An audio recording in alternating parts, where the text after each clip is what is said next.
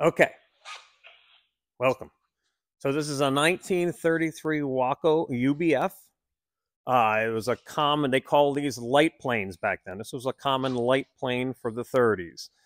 It's been said that 3/4 of the light planes that were built in the 30s were WACO airplanes. WACO was a very popular brand, more so than Traveler. Traveler was very higher end airplane, but WACOs were rock solid airplanes. So this very airplane was built in 1933, and it's the second airplane in this museum. Curtis Pusher was the first. This was the second. It's got kind of a neat history. One of the cool things about it, it was on a set of floats in the early 50s, and it was a swordfish spotter off of Martha's Vineyard back in the 51, 52. That's what it did, and was restored in the early 70s, first time. We restored it again 2000 something, early 2000s. One of the cool things, bits of history behind WACO's, WACO UBFs, the U.S. Navy bought 2 of these airplanes and had a grappling hook up top of the center section, and they used to hang on dirigibles. The USS Macon, a 700-foot long dirigible, the U.S. Navy used to use as a flying aircraft carrier. So 2 of these were used for hooking up to dirigibles. Kind of a neat thing. But it's been giving rides here for, gosh, 30-some years. The nice thing is it carries 2 people up front compared to a Stearman. Stearman only carries 1 up front. So this carries 2 passengers. So it's always been a benefit to the museum. Anyone under 18 could go with a parent or an adult and ride in this airplane, get an airplane ride. So it's a 220 horsepower Continental engine, rock solid. That's what all these rides planes use. Pretty common engine. Somewhat the original engine. They had a 210, slightly different, but not really. Front exhaust. What's that? Yeah. Oh. Okay, so that's pretty much on the history of this airplane. Well, I opened it up for questions. Any questions? Bruce has almost got his hand out. If there's any questions on this airplane, otherwise we'll go to the Stearman. When you said it was a swordfish spotter, so how would they communicate to whoever was fishing where the swordfish were? Well, I think it still goes this way, and it might have changed, but there was really never radio communication because it was competitive. So I think they would signal or get near the boat because it was, this is a very cutthroat business. Not like them or really like them? And I think they're tasty. Oh, okay. So you wanted that. Okay. Yes, I don't, but yeah, so that was what it was. Finding a school of swordfish, I mean, it's just hard to do until you're looking down, you can see this stuff. So they still do it with Super Cubs. They're all this type of spotting, fish spotting. And then they have their boat somewhere and they'll signal them and they'll go get, Anything else? What's this plane like to fly compared to the other ones? What's this plane? This was actually my favorite airplane. I love this WACO. It performed really, really well. The nice thing about this airplane compared to those Stearmans, it has a Hamilton standard metal propeller, which really makes a difference. But 4 ailerons, more responsive. They really did well with aerobatics. The Stearman's just a single set of ailerons, not as crisp, longer wings. So this was a really fully loaded. It would outperform these Stearmans empty all day long. So it was a joy to fly. Not the most comfortable thing in the world. You with long legs would not do well in this airplane. It is your legs are cramped up like this, and it's, yeah, that's right. Yeah, passenger even, that's probably terrible too. But yeah, so that's a much more comfortable airplane. It's adjustable seat, adjustable pedals. Actually rode in this airplane once with Pete Curtis. Oh, really? Who was flying?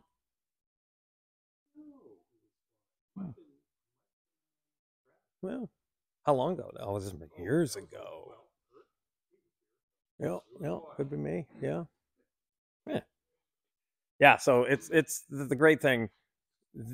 It's a ride giver. This is the whole reason for this airplane. It's a ride giver.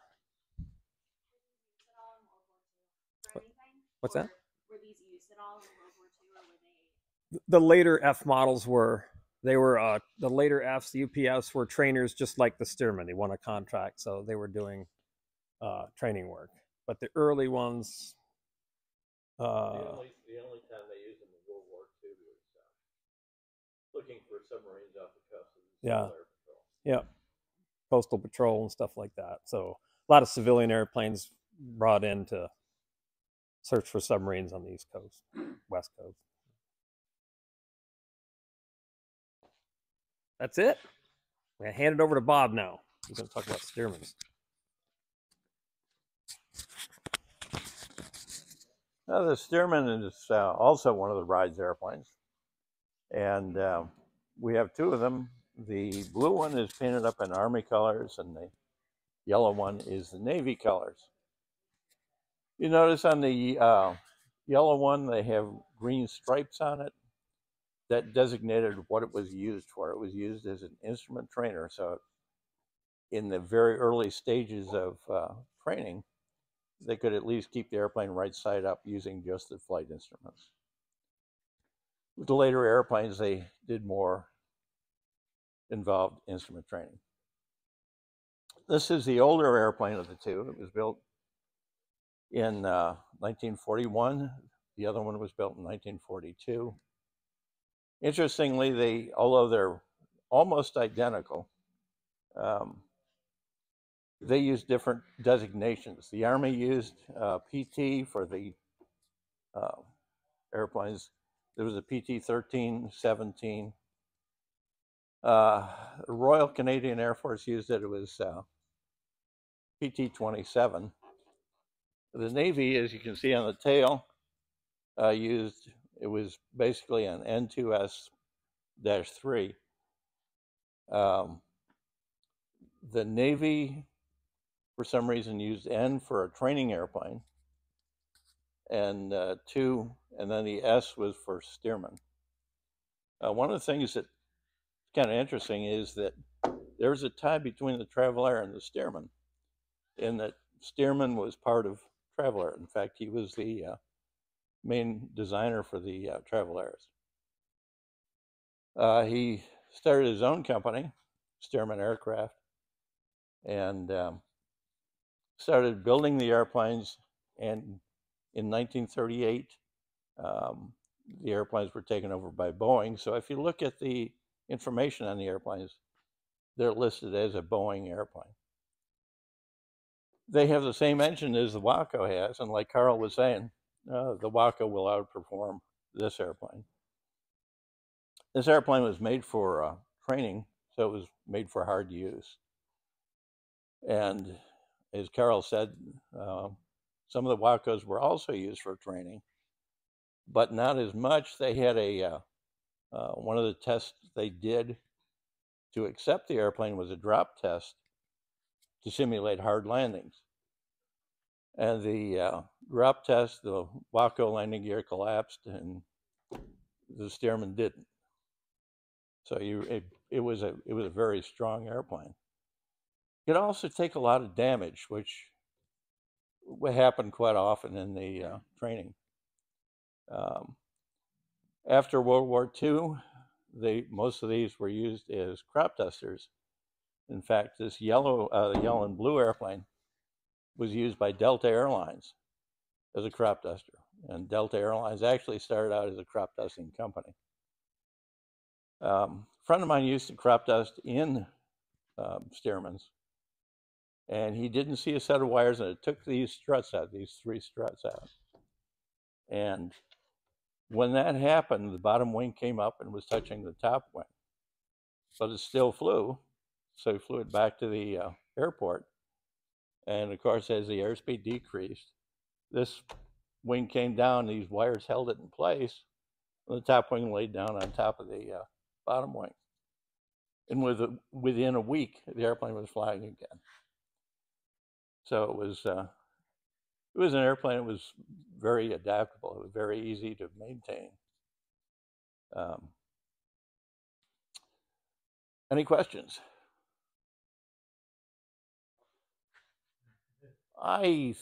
What was it?